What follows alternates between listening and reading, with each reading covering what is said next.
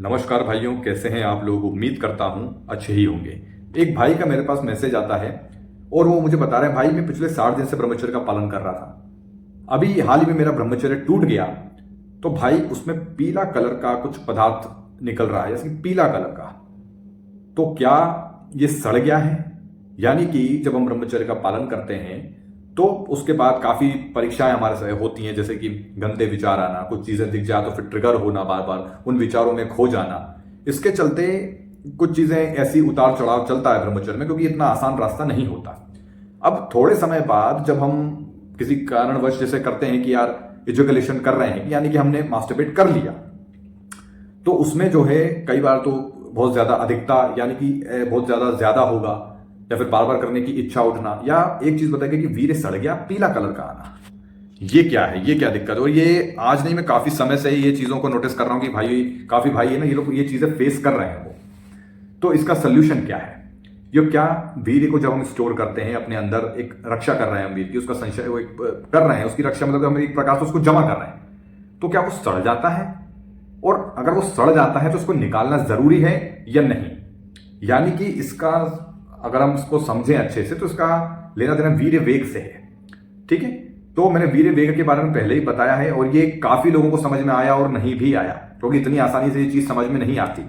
देखो, सीधी तरीके से समझना मेरे भाई, वीर्य कभी भी आपके अंदर ऐसा है कि एक समय के बाद जब आप ब्रह्मचर्य पालन करते हैं तो ये ऑटोमेटिक खून में मिल जाता है। पहला तो तुम सीधे तरीके से ये समझ लो, खून में मिलता है और इसकी ऊर्जा रूपांतरित होती है, यानी कि वीर्य ऊपर नहीं चढ़ता। ये जो वो हम पदार्थ देखते हैं वो ऊपर नहीं चढ़ता, हमारा सीमन ऊपर नहीं चढ़ता। एक ऊर्जा होती है। ऊर्जा ऐसे समझो जैसे कि हवा दिखती नहीं है लेकिन है, मेरी बात समझना, एक ऊर्जा है वो। तो वो ऊर्जा हमें ध्यान के माध्यम से, योग के माध्यम से उसको धीरे एक प्रकार से हमें ऊपर चढ़ाना होता है, जो कि इतना आसान नहीं है। विचारों पर काबू रखना पड़ता है, इंद्रियों पर कंट्रोल, कुछ गलत नहीं देखना है, किसी के बारे में गंदा नहीं सोचना है, उसमें काफी जद्दोजहद, मतलब बहुत मेहनत लगती है, इतना आसान नहीं होता, इतना आसान ब्रह्मचर्य का रास्ता नहीं है। दिक्कतें आएंगी, ठीक है, आपको बस उन परीक्षाओं को पास करना पड़ता है। अब होता क्या है इसी बीच में कि जब कोई व्यक्ति ब्रह्मचर्य का पालन करता है और वो बड़ी मुश्किल से 30 दिन या 60 दिन तक पहुंचता है, तो उसके बाद वो पाता है कि उसके अंदर ऊर्जा बहुत बढ़ गई है। अब कहीं ना कहीं वो कुछ गलत देख लेता है या किसी के बारे में गलत सोच लेता है, तो क्या होता है ना, कई बार वो जो ऊर्जा है वो वापस नीचे की ओर जाने लगती है, नीचे की ओर जाने लगती है वो ऊर्जा। तो इस कारणवश भी कई बार नाइटफॉल होता है, और स्वाभाविक है, काफी समय से आपका अभ्यास रहा है ऊर्जा नीचे से निकालने का, तो वो कहीं ना कहीं वहीं से निकलने की कोशिश करती है, अभी उसका अभ्यास नहीं है इतना बॉडी का।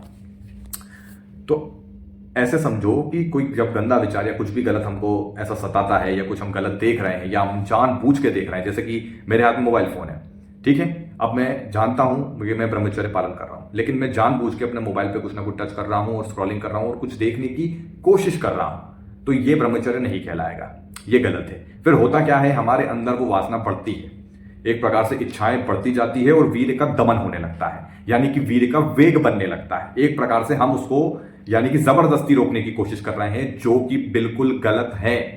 अब मेरी बात बिल्कुल ध्यान से समझ लेना, अगर तुम ब्रह्मचर्य पालन कर रहे हो, ध्यान से सुनो मेरी बात को, और आप कुछ गलत देख चुके हो, आपने वो वाली वीडियो भी देख ली लेकिन आपने मास्टरबेट नहीं किया, आपने स्क्रॉलिंग कर करके किसी को देख लिया, आप उसकी बार बार उसकी वीडियो देख रहे हो, उसे फॉलो कर रहे हो और कह रहे हो कि मैंने कुछ गलत थोड़ी किया, मैंने मास्टरबेट थोड़ी किया, तो वो ब्रह्मचर्य नहीं कहलाएगा, क्योंकि कहीं ना कहीं ट्रिगर दब चुका है। ठीक है, कहीं ना कहीं उसके ख्याल आएंगे, आपके दिमाग में भारीपन आएगा, रात में गंदे सपने आना, सुबह नाइटफॉल हो जाएगा।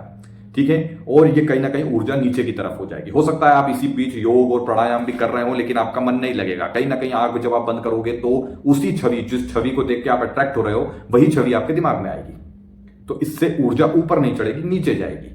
तो इससे होता है ये एक प्रकार से वीर्य का वेग, यानी कि वेग बन चुका है, वो निकलना चाहता है लेकिन हम उसे जबरदस्ती रोक रहे हैं, तो वो गलत है, वो आपको फिर निकालना पड़ेगा। अब देखो, ये हर बहुत ना कम भाइयों के समझ में आता है, ब्रह्मचर्य हमें पूरी ईमानदारी से पालन करना पड़ता है, ठीक है ना। दिक्कत वहां नहीं, जैसे कि हमने कुछ गलत नहीं देखा, विचार आया, ये मैं हूं, ये मेरे मन में विचार आया किसी को लेके, अब मैं उसमें दिमाग लगा रहा हूं, ये मैं देखे जा रहा हूं, देखे जा रहा हूं, देखे जा रहा हूं और उसमें दिमाग लगा रहा हूं, तो ये गलत है। आया, किसी को देखा, विचार आया, किसी गलती से कुछ मोबाइल में सामने आ गया, तुरंत नजरें हटाई, उसको ब्लॉक किया, हटाया, ये सही है। ऐसे आप एक प्रकार से वेग को रोक सकते हो। यानी कि हम खुद से कोई चेष्टा नहीं कर रहे हैं, गलती से कोई चीज सामने आ जाए तो कोई दिक्कत नहीं है, लेकिन मन में इच्छा उठ रही है, मन में इच्छा उठी और हमने मोबाइल में कुछ ना कुछ ऐसा देख लिया तो वो गलत है। अगर मन में इच्छा उठ रही है और हम नहीं देख रहे हैं, हम मन का विरोध कर रहे हैं कि नहीं नहीं नहीं नहीं, वो तो मन तो मेरी चाल चलेगा, मुझे मन के कहने पर नहीं चलना है, मुझे अपने अनुसार मन को चलाना है, चल बेटा पढ़ाई करने बैठ, चल भगवत गीता पढ़ने बैठ, चल। तो ये चीजें आपको ध्यान रखना है, ठीक है। तो यही समझो कि जो वीर में जो पीलापन होता है ना, कई बार वो वीर वेग यानी जो वेग है वो निकलना चाहता है, लेकिन हम उसे जबरदस्ती रोक रहे हैं तो वो सड़ने लग जाता है। जी हाँ, वो सड़ने लगता है और कहीं ना कहीं मतलब एक प्रकार से वो फिर निकलना चाहता है, हम उसे निकलने नहीं दे रहे, जो कि बहुत दिक्कत हो जाएगी, आपके पूरे शरीर में दिक्कत हो जाएगी, मानसिक आपका मानसिक जो अवस्था है ना, ये पगला जाओगे आप। तो वीर वेग यानी कि तुम गलत देख रहे हो, खुद से चेष्टा कर रहे हो, गलत गलत देख रहे हो, गंदी बातें कर रहे हो और खूब सारा मतलब सुन रहे हो, देख रहे हो, इमेजिनेशन कर रहे हो, सपनों में खोए हुए हो और कह रहे हो कि मैं ब्रह्मचर्य पालन कर रहा हूं, तो ये ब्रह्मचर्य नहीं है। मेरी बात समझ में आई?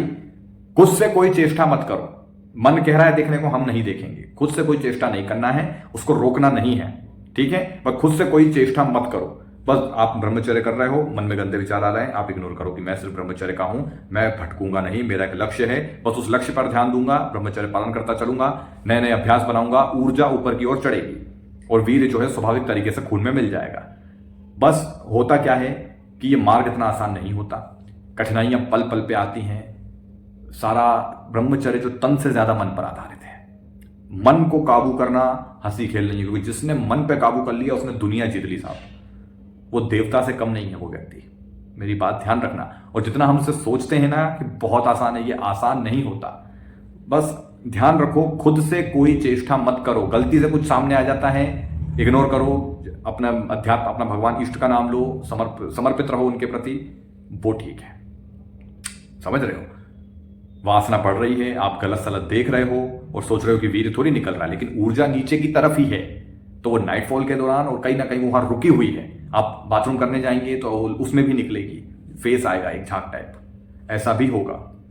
समझ रहे हो? तो ये चीजें होती हैं, तो समझो कि ये वीर वेग है। आप अगर कुछ गलत देख रहे हो और वीर को रोके हुए हो तो ये वीर वेग ही कहलाएगा। और अगर आप कुछ गलत नहीं देख रहे हो, ना कुछ गलत सोच रहे हो, विचार आता है आप उसे काट देते हो, तो आपका ब्रह्मचर्य कंटिन्यू चल रहा है। ये चीज आपको समझनी पड़ेगी। मैं जानता हूं इसको एक्सप्लेन करने में थोड़ा दिक्कत होता है, क्योंकि भाई लोग काफी कंफ्यूज हो जाते हैं। अब देखना, ये वीडियो को देखने के बाद भी शायद काफी भाई कंफ्यूज हो जाए, हालांकि मैंने फिर भी समझाया हुआ है। और अगर आपको अच्छे से समझना है तो डिस्क्रिप्शन में 1-2 वीडियो के लिंक और दे रहा हूं, उसको जाकर और देखो भाई, है ना।